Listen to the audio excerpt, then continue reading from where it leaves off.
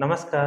आप सभी दोस्तों का इस YouTube चैनल मौर्य बीज भंडार पर बहुत बहुत स्वागत है। और आज की इस वीडियो के माध्यम से हम बात करेंगे एक बहुत ही महत्वपूर्ण टॉपिक कल्टार के बारे में। हमारे बहुत सारे किसान भाइयों के मन में एक प्रश्न, एक भ्रम जरूर आता है दोस्तों, कि क्या कल्टार के स्प्रे से आलू का जो कंद है वो सड़ता है या नहीं सड़ता है। अगर हम बात करें आज से लगभग 2 साल, 3 साल या 4 साल पहले की, तो कल्टार की जो मार्केटिंग थी वो बहुत ही बड़े पैमाने पर होती थी। लेकिन आज की डेट में कल्टार जो बिकना है वो बंद हो गया है। अगर उस समय टोटल 100 किसान कल्टार का स्प्रे करते थे, तो आज वे किसान 10 या 12 या 15 ही बचे हुए हैं। इनके पीछे का जो 85 किसानों का जो डिफरेंस आया, 85 किसानों ने जो स्प्रे करना बंद कर दिया, इसके पीछे के रीजन क्या हुए, इस विषय के ऊपर विस्तार से बात करेंगे और समझेंगे कि कल्टार है क्या। तो हमारा जो मेन टॉपिक है, जैसा कि आप वीडियो में देख रहे हो, वो मेरा मेन टॉपिक ये है कि क्या कल्टार स्प्रे से आलू का जो फल है वो सड़ता है या नहीं सड़ता है। तो सबसे पहले इस समस्या को समझने के लिए हम ये समझेंगे बेसिकली कि कल्टार है क्या।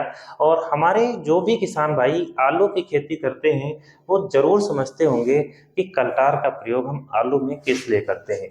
तो सबसे पहले हमारा जो प्रश्न है कि कल्टार क्या है। अगर बेसिकली हम बात करें कल्टार की, तो कल्टार एक प्रकार का पीजीआर है, यानी पौध वृद्धि नियामक, जिसे हम प्लांट ग्रोथ रेगुलेटर कहते हैं, यानी पौधे की वृद्धि को रोकने के लिए। सबसे पहली बात आती है कि ये एक प्रकार का हार्मोन्स है। और दूसरा अगर हम बात करें दोस्तों, तो ये हमें एक प्रकार का फंगीसाइड भी लगता है। फंजीसाइड की बात करें तो ये हमें ट्राइजोल ग्रुप का फंजीसाइड भी देखने को मिलता है। इसके अगर हम स्प्रे की बात करें, तो कल्टार स्प्रे से दोस्तों हमारी फसल में रोग भी नहीं आते हैं, रोग की संभावनाएं भी कम हो जाती हैं। तो सबसे पहले बात करेंगे कि कल्टार सबसे बड़े मात्रा में प्रयोग कहाँ पर होता है। अगर हम बात करें कल्टार की, तो सबसे ज्यादा इसका जो प्रयोग होता है वो आम की फसल में किया जाता है। इसके अलावा जो भी हमारी सिट्रस वाली फसलें होती हैं, नींबू हुआ, संतरा हुआ, इस प्रकार की फसलों में किया जाता है। इसके प्रयोग से आम में जिन पौधों में बौर नहीं आता है, जिन पौधों में आम नहीं आती है, उसमें बहुत ही आसानी तरीके से जो आम या जो बौर है वो आने लगता है इसके प्रयोग से।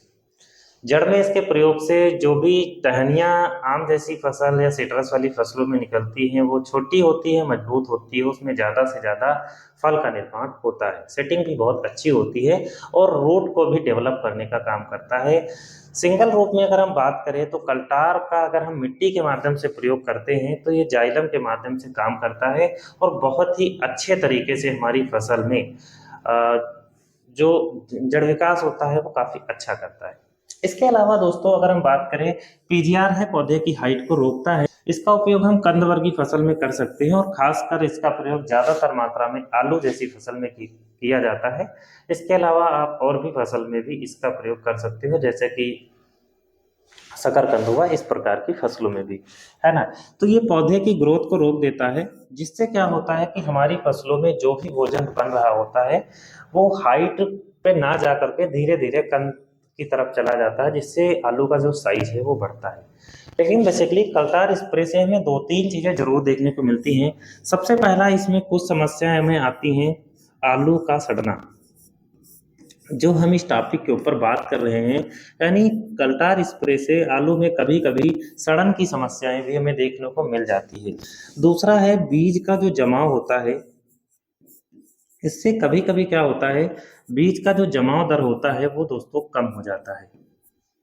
ठीक है, इस प्रकार की कुछ समस्याएं हमें इसमें देखने को मिल जाती हैं। ये बेसिकली तब होता है, या तो कुछ आलू की प्रॉपर वैरायटियों के अंदर हो सकता है ऐसा, या फिर ऐसा होता है कि कल्टार का जो डोज होता है वो आलू की फसल में 50 ml प्रति एकड़ का है, और 1 एकड़ में स्प्रे के समय कम से कम 150 लीटर पानी का इस्तेमाल करना चाहिए। लेकिन हमारे किसान भाई ये सोचते हैं कि हम ज्यादा मात्रा में प्रयोग करेंगे तो आलू का साइज जो है वो 2 गुना हो जाएगा। इसके चलते वो किसान भाई 50 ml के स्थान पर 200 ml प्रति एकड़ कल्टार का प्रयोग कर देते हैं। और ऐसी स्थिति में जब आप 200 ml प्रति एकड़ के हिसाब से प्रयोग करते हो तो समस्याएं काफ़ी ज़्यादा बढ़ जाती हैं और आलू जैसी फसल पे सड़न जैसी समस्याएं भी आ जाती हैं। इसके अलावा और भी कई सारे फैक्टर यहाँ पर डिपेंड करते हैं, जैसा कि अगर हम बात करें दोस्तों तो सबसे पहली बात आती है दोस्तों कि हमारे जो भी किसान भाई जो है वो आलू की खुदाई करते हैं, तो आलू की खुदाई के समय क्या होता है दोस्तों, ज्यादातर जो खुदाई होती है वो मशीन से होती है। जब भी आलू मशीन से खुदता है तो ऐसी स्थिति में क्या होता है कि मशीन पीछे होती है और हमारा जो ट्रैक्टर होता है वो आगे होता है, तो उसके जो पहिए होते हैं उनके माध्यम से बहुत सारा आलू जो है वो दब जाता है, वो कुचल जाता है।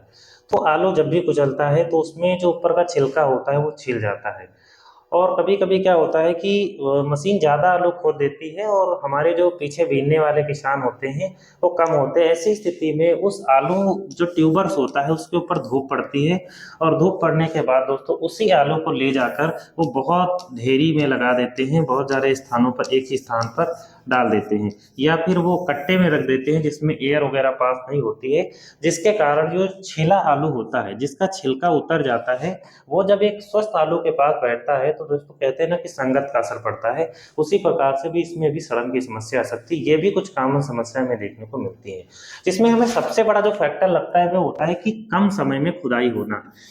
कम समय की बात करें दोस्तों कि अगर हमारे आलू की मेच्योरिटी पीरियड 120 दिन की है, तो हमारे यहाँ किसान भाई क्या होता है कि ये आलू जो है वो 110 दिन में खोद देंगे, या कुछ किसान भाई 105 दिन में खोद देंगे।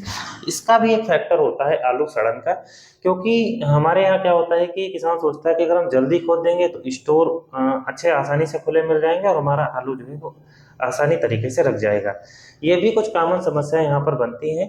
तो बेसिकली अगर हम इस वीडियो के माध्यम से बात करें तो कल्टार स्प्रे से वास्तविकता रूप में आलू में सड़न नहीं होती है, अगर आप एक प्रॉपर डोज और प्रॉपर पानी के हिसाब से यूज में लेते हो, प्रॉपर समय के अनुसार लेते हो।